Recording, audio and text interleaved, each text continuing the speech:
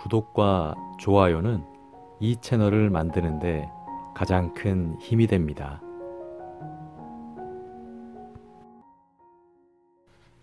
안녕하세요. 부자의 서재입니다. 오늘은 무지한 자들과 대화하는 법, 무지한 자들과 대화하는 법이라는 책을 소개하겠습니다. 시그마 북스에서 나왔고요. 지은이는 페터 모들러라는 분이십니다. 지은이 소개 잠깐 하겠습니다. 페터 모들러. 수년간 미디어 분야의 기업을 이끌었다. 1998년부터는 기업 자문을 전문으로 하는 컨설팅 회사를 운영하고 있다. 프라이부르크 대학교에서 강사로도 활동하고 있으며 프라이부르크 노동재판소에서 5년간 판사로 일하기도 했다. 먼저 서문을 함께 하도록 하겠습니다.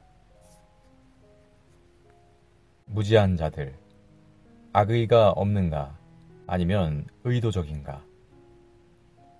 파리시를 돌아다니다가 길을 잃는 경우가 있다. 대수롭지 않은 일이다. 그런데 내가 타야 할 기차가 역에서 곧 출발할 예정이다. 그래서 나는 행인에게 파리역으로 가는 길을 묻는다. 행인은 이렇게 대답한다.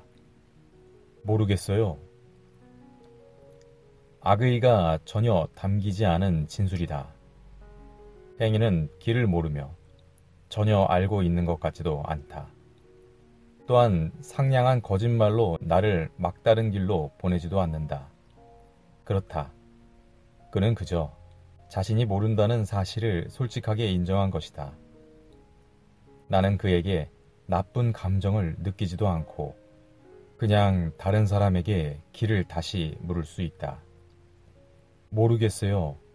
이러한 종류의 무지함에는 어떤 가치 등을 평가하는 어조가 담겨 있지 않다. 프랑스어로는 말이다. 그런데 독일어는 완전히 다르다. 무지라는 독일어 단어는 두 개의 의미를 넘나든다. 즉 무지에는 전혀 모른다는 뜻과 함께 이러한 편협함을 어느 정도 당당하게 생각하는 태도도 담겨 있다. 무능함에는 이중적 저주가 담겨 있다. 즉, 누군가가 어떤 것을 모른다는 것이 첫 번째 저주고 그 사람이 자신의 무능함을 전혀 모른다는 것이 두 번째 저주이다. 또한 무지라는 독일어 단어에는 의도적으로 연출된 무지함도 포함되어 있다. 말하자면 어떤 것을 무시하는 사람은 그 행위를 다분히 의도적으로 한다는 것이다. 그 사람은 원래 그것을 더 잘 알고 있거나 관련 사실을 전적으로 인지하고 있다. 하지만 완전히 반사적으로 그 사실을 외면하기로 결정한다. 무력함에서 혹은 비열한 의도에서 말이다. 이 경우에는 순수함의 여지가 있을 수 없다. 나는 회의를 주재한다. 그런데 스벤이 또 성가시게 이 일을 제기한다. 나는 이를 무시하고 마치 아무런 발언이 없었다는 듯이 회의를 계속 진행한다. 어쨌든 내가 상사라면 그런 이의는 꽤 자주 그냥 넘어간다. 아니면 회의실에 있는 모든 사람이 권리를 보장받아야 한다는 나의 도덕적 신념 때문에 스벤의 이 의를 의식적으로 무시하지 않는다.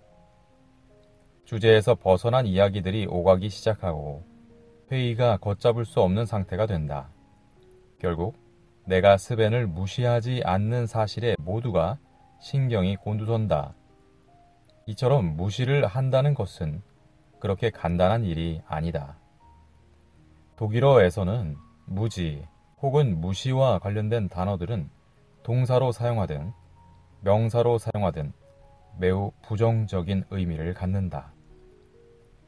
저 사람은 무지한 사람이야. 전혀 몰라. 적어도 지성인들 사이에서 이러한 말들은 모욕적인 의미로 해석된다. 하지만 바로 여기에 수많은 불쾌한 경험에 대한 열쇠가 존재한다면 어떻게 될까? 매우 부정적으로 해석되는 이러한 무지함이 더 많은 자유와 재량을 제공한다면 무지함을 반사적으로 무시하지 않고 그것을 내재화하는 행위가 특히 지성인들에게 그리고 굵직굵직한 공론에 막대한 이득을 가져온다면 대중 영합주의자들이 판치고 있는 시대에서 무지한 자들의 전술이 차별화 전략을 추구하는 이들의 도구가 될 수 있다면 명백히 이러한 도구는 절실하게 필요하다. 안타깝게도 지금까지는 이러한 도구가 완전히 다른 방식으로 사용되고 있다. 단순주의자에 맞서 끊임없이 논거만 되는 사람은 매번 실패를 경험하게 된다. 그런데도 지성인들은 대체로 이 사실을 시인하지 않는다. 그들은 자신의 패배를 아름답게 미화하고 자신과 같은 무리들 사이에서 끈끈한 연대감을 표명하며 스스로 위로한다. 사람들은 보통 자신이 분개한 어떤 내용에 대해 게시물을 올리고 곧바로 별 의미 없는 좋아요를 얻는다. 또 500자 댓글을 쓰면서 정치적 타락을 한탄한다. 학식 있는 사람들은 차별화된 자신들의 논거가 수많은 중요한 논쟁에서 아무런 실효를 얻지 못하는 모욕적 경험을 굳이 하지 않으려고 한다. 그들은 사람들의 소통이 왜 이토록 처참하게 몰락했는지에 대해 진지하고 단호하게 해명하려고 하지 않는다. 우리는 논거를 전혀 되지 않는 사람들이 성공하는 모습, 그들이 자신이 원하는 것을 실제로 손에 넣는 모습, 그들이 분위기를 장악하는 모습을 늘 겪어봐서 알고 있다. 그리고 그들에게 일종의 선망 같은 매력을 느끼기도 한다. 반면 차별화를 추구하는 집단들은 늘 아무것도 얻지 못한다. 무지한 자들은 도대체 어떻게 그렇게 할 수 있는 것일까? 이에 대해 적극적으로 알아볼 필요가 있다. 우리는 바로 이 점을 이 책에서 살펴보려고 한다. 우리는 기업과 같은 공적 삶의 영역에서 무지한 자들의 흔적을 따라가 볼 것이다.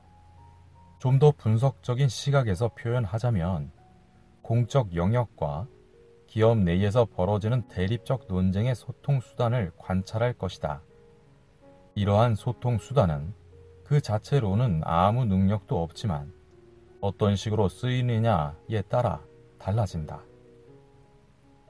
모든 삽 혹은 모든 나사 돌리개는 미리 정해진 사용 목적이 있기는 하지만 완전히 다른 의도로도 사용될 수 있다. 하지만 누군가 이 도구들을 목적에 맞지 않게 혹은 불쾌하게 사용한다는 이유만으로 그 도구들을 원칙적으로 문제 삼거나 거부할 수는 없다. 이러한 의미에서 의사소통의 도구 또한 보다 정확하게 살펴보는 것은 의미 있는 일이다. 미국의 힐러리 클린턴이 공개 토론에서 도널드 트럼프에게 제압당하면 나는 당연히 한편으로는 트럼프의 품성에 대해 험담할 수 있으며 그의 정책 내용에 분개하고 그를 마치 구토제처럼 느낄 수 있다. 이렇게 하기는 아주 쉬운 일이며 사람들로부터 빠른 박수갈채를 받게 된다. 다른 한편으로는 지성인으로서 내 일을 할 수도 있다. 즉 트럼프가 어떤 기교와 수단을 이용하여 강력한 근거를 가진 힐러리를 성공적으로 제압하고 무기력하게 만드는지를 자세한 디테일까지 살펴보는 것이다. 말하자면 그와 같은 비호감형 인간에게도 기교 면에서 무언가를 배울 수 있기 때문이다.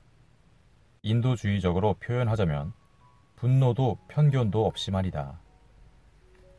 우리가 무지한 자들의 수사학적 기법에 대적할 기회를 얻고자 한다면 그들의 행동 양식을 해독하려고 노력해야 한다. 즉, 소통에 필요한 도구들을 사용하는 기교적 완벽함, 우리가 학교와 대학에서 배운 하지만 막대한 효력을 가질 수 있는 모든 규칙들을 잘 살펴봐야 한다. 이때 논거는 아주 미미한 비중을 차지한다. 훌륭한 옛 논술문에서 제시하는 정반합의 기준들, 현실적으로는 진부한 기준들이다. 이러한 기준들은 큰 육체적 소모 없이 무미건조하고 객관적으로 읊어대는 시대착오적인 내용일 뿐이다. 무지한 자는 이 모든 것을 무시하고 완전히 다르게 행동한다. 그리고 이를 통해 꽤 성공한다. 이때 무지한 자들은 어떤 형태를 취하며 등장한다. 이를테면 당의 그래픽 디자인이나 기업의 그래픽 디자인에서, 영화, 그리고 당연히 글로 된 문서에서도 확인할 수 있다. 우리는 이 책에서 무지한 자들의 전술을 직접적으로 대면하려고 한다. 그들이 실생활에서 생생하게, 극적으로, 그리고 다소 공개적으로 모습을 드러내는 곳에서 말이다. 무지한 자는 오늘 바로 이곳에서 화려하게 등장한다. 현 시대의 예술 형태 범위 안에서 위치를 정하자면 이른바 퍼포먼스 정도로 볼 수 있겠다. 정치인 혹은 공인들의 공개된 삶을 생각해보면 가장 쉽게 이해할 수 있다. 그들의 모습은 종종 이상할 정도로 인위적이며 반복적인 패턴과 상징적인 도구가 끊임없이 등장한다. 어떤 국가 수장은 다른 국가를 방문할 때 이미 환영 인사 때부터 계획적으로 격화된다. 여성 총리는 의도적인 멸시 행위를 자주 겪은 탓에 이에 강인한 면역력을 가지고 있다. 어떤 당은 의회 윤리를 무력하게 만들고 감독 기구를 거부한다. 이와 비슷한 일들이 수많은 기업과 조직 내에서 일상적으로 비일비재하게 일어나고 있다. 이곳에서도 보여주기식 행동이 전부인 경우가 많으며 합리적인 논거는 정말 안타깝게도 아무런 효력을 갖지 못한다. 무기력은 이제 그만. 잘 생각해보면 무지한 자들과 대적하는 것은 결과적으로 민주주의의 미래를 위해 큰 의미를 갖기도 한다. 지금까지 적어도 독일에서는 민주주의자들의 논쟁이 주로 형식에 맞춰 사안을 엄중하게 다룬다는 원칙에 따라 이루어졌다. 그런데 독일을 위한 대한당이 의회로 진입하면서부터 독일 의회 역시 다방면에서 트럼프 수준에 이르게 되었다. 오스트리아 자유당이나 스위스 인민당은 말할 것도 없다. 그들의 정치적 출현에 언제나 논증적으로만 대응해봤자 그러한 사람들을 멈추게 하지 못한다. 대부분의 권력 문제는 소란스럽지 않고 잡음 없이, 그리고 종종 익명으로 결정되기는 한다.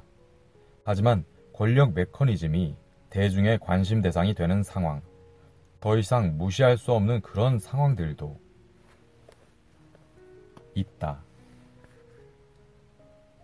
우리가 평소에 간과하던 진실들이 괴로울 만큼 명확하게 드러나는 시간들. 그렇게 되면 우리는 인간의 소통이 어떻게 기능하는지에 대해 더 많이 경험하고 더 많이 이해하는 기회를 얻는다.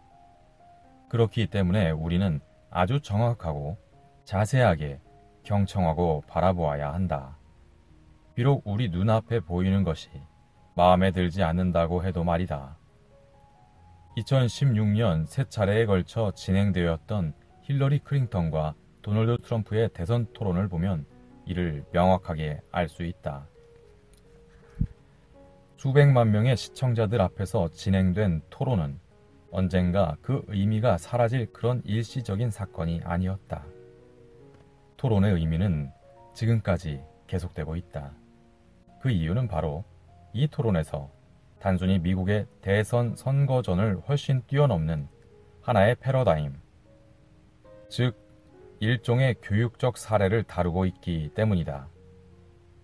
이 사례에서 바로 무지한 자들의 전술이 숨막힐 정도로 명확하게 드러난다.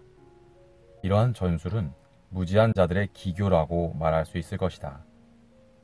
유럽인들은 공포와 은밀한 매혹이라는 혼합된 감정을 느끼며 미국에서 전개되는 상황을 보면서 자신들은 그렇게 되지 않기를 간절히 희망했지만 결국 몇 년 후 정말로 독일에서도 미국과 같은 상황이 벌어졌다. 3차에 걸친 힐러리 클린턴과 도널드 트럼프의 획기적인 TV 토론은 소통 세계의 충돌을 보여주었으며 이는 많은 독일 사람들이 품었던 삶의 환상들을 파괴했다. 클린턴과 트럼프의 TV 토론이 끝난 후에는 클린턴은 미국의 좌파 민주주의 성향의 언론에서 여전히 논증의 승자로 칭송되었다. 3차에 걸친 TV 토론을 매우 유심히 관찰하고 특히 극적인 장면들을 잘 살펴보면 클린턴이 실제로 트럼프의 태도 앞에서 얼마나 빈번하게 좌초되었는지를 분명하게 인식할 수 있다. 타당한 근거를 제시하는 소통을 지향하는 사람들이 칭찬하던 클린턴의 웅변술은 적수 앞에서는 아무 쓸모가 없었다. 적수 트럼프는 클린턴이 기대했던 게임에 동참하지 않았다. 결국 결정적인 장면들에서 클린턴은 속수무책으로 당하고 말았다. 이 책에서는 바로 이러한 메커니즘과 그것이 낳는 속수무책에 대해 다룬다.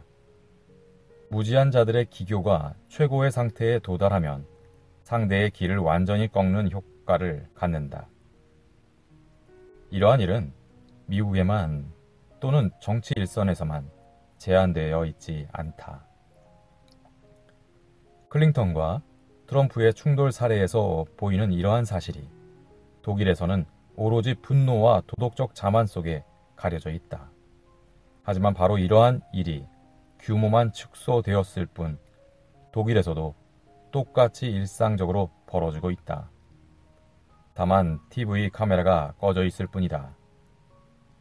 정확히 말하자면 대통령의 임기 또는 한 개인이 일시적으로 얻은 권력을 실제로 얼마나 오랫동안 유지하느냐는 문제가 아니다. 오히려 문제가 되는 것은 이를테면 여성부장으로서 직장에서 살아남는 것 혹은 직원의 연봉 협상이나 임의의 해고에 맞서 저항하는 것, 다른 모든 사람들 앞에서 비열한 상사와 맞서 싸우는 것 등이다. 또는 성적 침해도 문제가 될 수 있다. 당사자들에게 이러한 상황은 트라우마까지 되지는 않더라도 거대한 TV 무대에서 이루어지는 상황과 똑같이 극적인 영향을 미친다. 직장에서 이러한 충돌을 만드는 규칙들은 클린턴과 트럼프의 충돌에서 보인 규칙들과 다르지 않다. 그 해결책 또한 다르지 않다. 즉, 당사자들도 무지한 자들이 사용한 전술을 사용하는 것이 해결책이 될 수 있다. 말하자면 양쪽 모두 무지한 자들의 전술을 사용하는 것이다. 나는 그러한 논쟁에서 어떤 메커니즘이 무기력과 패배로 이어질 수 있는지를 이 책에서 살펴보려고 한다. 또한 이러한 메커니즘이 강한 논거를 가진 사람이 결국 성공할 수 있도록 어떻게 방향을 바꿔야 하는지도 알아볼 것이다. 이 책의 목차를 보도록 하겠습니다.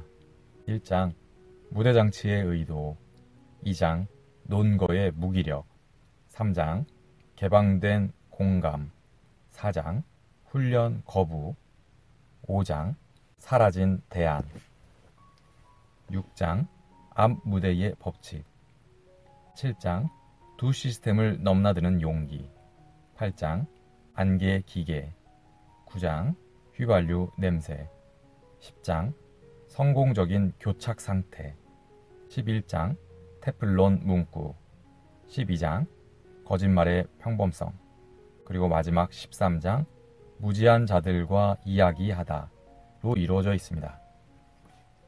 본문 내용 중에 마지막 13장 무지한 자들과의 이야기 부분을 함께 보도록 하겠습니다. 상대에게서 배우기. 도널드 트럼프와 같은 사람이 분위기를 장악한다는 것은 확실한 사실이다. 이 책에서 언급된 여러 사례들처럼 공공 언론도 마찬가지다. 공공 언론도 무지한 자들의 기술을 보여주는 아주 많은 사례들을 제공한다. 도널드 트럼프는 무지한 자들 중에서 가장 최고다. 하지만 우리가 잊지 말아야 할 사실은 트럼프와 같은 사람에 대해 아무리 화를 낸다고 해도 그는 실제로 수많은 사례 중 하나일 뿐이라는 점이다. 그는 그저 거대한 언론과 그에게 주어진 객관적인 역할 때문에 눈에 띌 뿐이다. 하지만 그가 분명하게 보여주는 행동 방식 자체는 특별히 독특하지도 획기적일 정도로 새롭지도 않다. 트럼프와 같은 사람들은 정치계와 같은 공적 사회뿐만 아니라 도처에 존재한다. 많은 사람들이 그러한 사람들을 불쾌하게 여겨도 그들에게 적절한 대처를 하지 않을 경우 그들은 어디에서나 자신의 뜻을 관철시킨다. 여기서 적절하다는 의미는 자신에게 익숙한 방식대로 상대를 대하는 것이 아니라 상대의 언어 패턴을 직접 행하는 도전을 시도한다는 것을 뜻한다. 그렇다. 트럼프도 나의 상대가 될 수 있다. 여러분은 이 사실을 이미 이 책에서 확인했을 것이다. 내가 지금까지 직장 생활에서 마주쳤던 상대를 떠올려 보면 그에게서 많은 중요한 것을 배울 수도 있었음을 인정할 수밖에 없다. 물론 그 사람과 충분한 거리를 두고 싶었지만 항상 그렇게 할 수는 없었다. 나중에 돌이켜 생각해보니 내가 상대를 도덕적으로 폄하했을 때 상대로부터 거의 아무것도 배울 수 없었다. 분노와 반발심 같은 감정 때문에 상대의 정당한 관심사도 그의 기술적인 방식도 제대로 인식하지 못했다. 특히 기술적인 부분은 매우 지적인 자극이 될 수도 있다. 나는 경제계와 정치계에서 지도적인 위치에 있는 많은 의뢰인들과 오랫동안 함께 일하고 있다. 나는 의사소통의 범위에 대해서 오랫동안 잘 몰랐음을 인정할 수밖에 없다. 지구상의 모든 사람들은 원하든 원하지 않든 끊임없이 소통한다.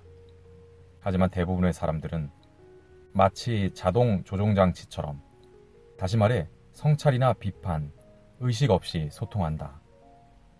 자신의 소통 방식을 비판적으로 탐구하는 사람들도 거의 없다. 또한 깊이 생각하지도 않고 그저 반사작용에 따라 소통한다. 사람들은 모든 사람이 자신의 어법을 곧바로 이해한다고 전제한다. 도널드 트럼프와 같은 사람들을 감안하면 이러한 전제는 너무 순진하다는 사실을 명심해야 한다. 이러한 잘못된 가정은 막강한 기업의 경우 엄청난 경제적 손실로 이어지고 일자리를 파괴하며 성공 가도를 말살한다. 또한 정치계에서는 처참한 결과와 막대한 손실을 야기하며 정치적 이력에 큰 피해를 입힐 수 있다. 나는 내가 선호하는 소통 방식을 고집하고 상대도 자신의 언어 구조가 정상적이고 의심의 여지 없이 우세하다고 생각한다. 그렇기 때문에 서로의 관심사에 해당하는 내용들이 소통되기는 힘들다. 정치 토론에서 상대의 계속되는 지적인 논거에 무브토크로 대응하는 사람은 무지한 자일 수 있다. 지위와 영역을 표시하는 것이 중요하다는 신호를 분명하고 명백하게 보내는 상대와 대면할 때 오로지 차별화된 담론에만 의존하는 사람도 마찬가지로 무지한 자일 것이다. 한쪽이 다른 쪽의 소통 방식을 전혀 모른 채 소통한다면 그것은 결국 무지한 자들끼리의 싸움이다. 무지한 자들을 대적하는 최선의 방법은 전환이다. 즉, 두 시스템 사이를 오갈 수 있는 능력이다. 이 사실을 명심한다면 가망 없는 무지한 자들과의 성공적인 소통을 할 수 있는 첫걸음을 내딛는 것이다. 수직적인 소통 시스템에 있는 사람들, 즉 내용적 이야기를 시작하기 전에 지위와 영역을 먼저 규명하려는 사람들과는 처음부터 수평적으로 소통하면 안 된다. 그렇게 하면 그들은 나를 진지하게 받아들이지 않고 내 말에 집중하지 않는다. 반면 유대감과 내용 규명을 중시하며 수평적으로 소통하는 사람들. 첫 만남에서 곧바로 지위나 영역에 대한 신호를 보내지 않는 것이 좋다. 말하자면 규칙은 아주 간단하다. 즉, 수직적인 소통에는 수직적인 전략으로 대응하고 수평적인 소통에는 수평적인 전략으로 대응하는 것이다. 물론 이를 실제로 행동으로 옮기기는 매우 어렵다. 특히 수십 년 동안 자신의 언어 구조에만 단련되어 있는 사람이라면 말이다. 또한 유감스럽게도 두 시스템 사이를 오갈 수 있는 능력을 습득하는 것을 매우 힘들게 만드는 또 다른 현상이 존재한다. 바로 우리가 항상 동질화된 집단 속에만 머무른다는 점이다. 인터넷은 이러한 반향실 효과를 추가적으로 증폭시켰다. 반향실 효과는 미디어를 통해 자신의 기존 관점이나 신념을 강화하는 정보를 반복 습득하는 현상을 말합니다. 폐쇄된 환경에서는 자신의 행동, 자신의 언어 행동을 상대화시키지 못한다. 자신이 가진 전문 용어를 남발하는 건축 기술자는 특수 개념 속에서 파묻혀 사는 교수만큼 편협한 사람이다. 이처럼 종파적인 행동 방식은 두 시스템 사이의 전환을 가로막는다. 그러므로 여러 환경을 경험해 보는 것이 중요하다. 여러 대화나 미팅, 토론을 막다른 골목으로 이끌었던 수단들에 대해 눈을 떴다면, 여러분 자신의 소통 방식을 시험대에 올리기 시작했다면, 이른바 무지한 자들 앞에서 도덕적 우월감을 느껴봤자 아무런 도움이 되지 못한다는 인식을 깨닫기 시작했다면, 여러 조언과 수단들이 우리가 매사이에 사회 속에서 마주치는 단순하고 무지한 자들을 효과적으로 대적하는 데 도움이 된다면 목적을 달성했다고 볼 수 있다. 수많은 일정 때문에 시간이 거의 없다? 그래서 짧은 사용 설명서처럼 빠른 시작을 했으면 좋겠다? 그렇다면 마지막으로 무지한 자들에게 대적하는 10가지 규칙을 소개하고자 한다. 황금법칙. 첫 번째 규칙. 자신의 언어 습관을 비판적으로 탐구하자.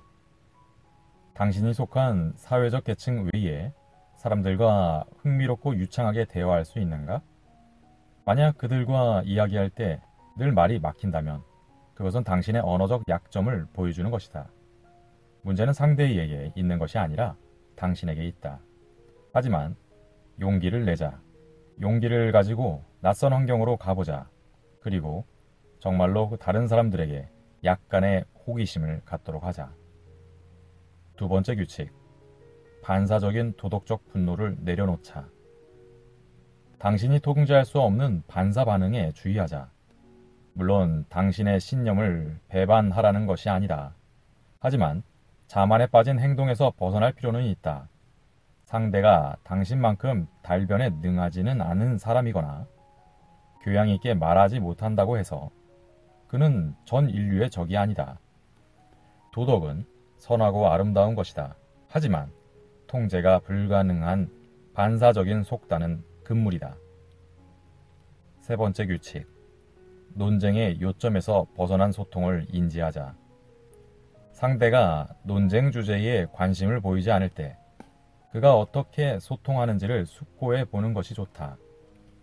상대는 분명히 동작이나 시선, 휴지기, 자세 등을 사용하여 소통할 것이며 완전한 문장으로 말하지도 않을 것이다. 하지만 이 또한 소통이다. 네 번째 규칙. 분명하게 발언하라. 분명하게 발언하는 것은 아주 강력한 무기가 될 수 있다. 특히 소통의 흐름이 막히는 경우에는 공궁에서 벗어나는 지름길이 된다. 당신은 지금 제 말을 두 번째 중단시키고 있군요. 혹은 제가 당신에게 이야기할 때 당신은 저를 전혀 바라보지 않군요. 당신은 손가락으로 책상을 두드리네요. 오래 걸렸군요. 참고 웃어넘기는 대신에 분명하게 발언한다면 상황을 완전히 뒤집을 수도 있다. 한번 시도해보자. 다섯 번째 규칙. 상대가 내 말을 경청하리라고 가정하지 말자. 누군가 내 이야기를 잘 들어주면 참 좋다. 하지만 너무나 유감스럽게도 이는 당연한 일이 아니다. 세상에는 자기 자신의 이해관계에 너무 몰두하여 다른 사람의 말을 습관적으로 경청하지 않는 사람들이 당신이 생각하는 것보다 많다. 심지어 공식적인 회의 상황에 있을 때도 그렇다. 그런 사람들이 앉아 있다는 이유만으로 그들이 남의 말을 귀 기울여 들을 것이라는 착각을 해서는 안 된다. 6번째 규칙. 객관성이 결여된 말을 들어도 패닉에 빠지지 말자. 객관적인 논거를 사용하여 말하는 당신에게 가해진 공격이 성공하지 못할 경우 상대는 언젠가 객관성이 결여된 말을 하게 될 것이다. 그렇게 되면 당신도 게임에 동참해야 한다. 마음이 상해서 말을 그만두지 말고 베이직 토크에는 베이직 토크로 응수하자. 아주 침착한 자세로 무지한 자에게 무지를 선물하는 것이다. 7번째 규칙. 교착 상태의 아름다움을 인지하자. 당신이 항상 문제를 해결해야 한다고 누가 그러는가? 특히 상대가 오로지 자기 입장만 중요하다고 여긴다면 그렇지 않다. 수직적인 소통을 할 때에는 위험을 무릅쓰고 미팅을 완전히 실패하게 만드는 것이 강점의 신호가 될 수 있다. 그러면 화가 날 수도 있다. 하지만 이로 말미암아 다음번 미팅이 달라질 수 있는 가능성이 높아진다. 8번째 규칙. 천천히 승리하자. 아주 뛰어난 말을 빠른 속도로 연달아 하는 것은 수직적으로 소통하는 사람과 충돌하는 상황에서 조금도 도움이 되지 않는다. 상대는 기껏해야 당신의 그러한 말재주에 공감을 가질 수는 있지만 말의 내용을 중요하다고 생각하지는 않는다. 반대로 단어를 곱씹으며 천천히 말하고 계획적으로 말을 중간중간 멈추면서 냉담한 표정으로 같은 주제를 반복해서 말한다면 상대는 이에 반응하게 된다. 그렇게 하기가 어려운가? 그래도 한번 참고 시도해보자. 분명히 그만한 가치가 있다. 9번째 규칙. 예의를 상대화하라. 교육받은 사람들 중에도 몹시 거친 사람이 분명히 있다. 이는 놀랄 만한 사실이 아니다. 거친 통나무에는 거친 쐐기가 어울린다는 것은 단지 절반만 사실이다. 그렇다면 예의의 표준을 지키는 방법은 무엇일까? 바로 상대와 똑같이 무례해지는 것이다. 그렇게 되면 예의가 다시 요구된다. 조금은 궤변처럼 들리겠지만 말이다. 마지막 10번째 규칙. 정당화하지 말자. 어느 정도 교양 있는 대화에서는 정당화하는 행동이 당연히 온당하다. 말하자면 상대에게 나의 행동에 대해 설명할 수 있어야 한다. 하지만 상대가 끊임없이 권력 놀이를 연출한다면, 그리고 오로지 지위와 영역에 관한 메시지만 보낸다면, 이러한 상황에서는 유감스럽게도 논리를 펴는 행위가 순식간에 정당화나 변명으로 이해된다. 그러면 나는 꼼짝도 못하고 제압당하게 된다. 그러므로 정당화하는 행동으로 이해될 수 있는 모든 것을 조심해야 한다. 차라리 입을 다물고 있거나 나 역시 공격적인 태도를 취하는 편이 나을 수 있다. 우리는 보통 논리적으로 상대방을 설득해야 한다고 배워왔습니다. 하지만 무지한 자들과 대화하는 법을 쓴 페터 모들러는 조금은 다른 시각으로 우리에게 무지한 사람과 대하는 방법에 대해 말해주고 있습니다. 우리가 항상 논리적으로 생각하지만 무지한 사람들에게 매번 당하는 이유가 무엇이었는지, 그리고 그 이유를 극복할 수 있는 방법은 또 무엇인지, 무지한 사람에게 매번 당하는 사람이었는지, 아니면 혹시라도 제가 무지한 사람이고 논리적인 사람들을 당혹스럽게 한 건 아니었는지 두 가지 생각이 들었습니다. 상황에 맞는 적절한 대화라는 분들이 되셨으면 좋겠습니다. 감사합니다.